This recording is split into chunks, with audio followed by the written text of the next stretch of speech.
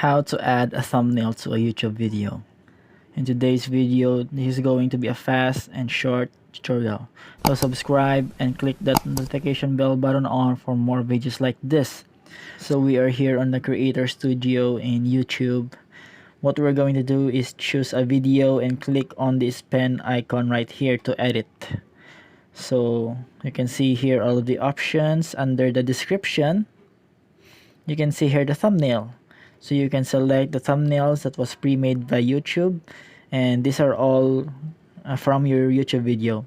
Or you can upload a thumbnail just like this. So you could choose a file from your computer, and after choosing a file, so I choose this file, just open it, and as you can see here, it is set that the thumbnail is this cat, and in order to finalize, just save it.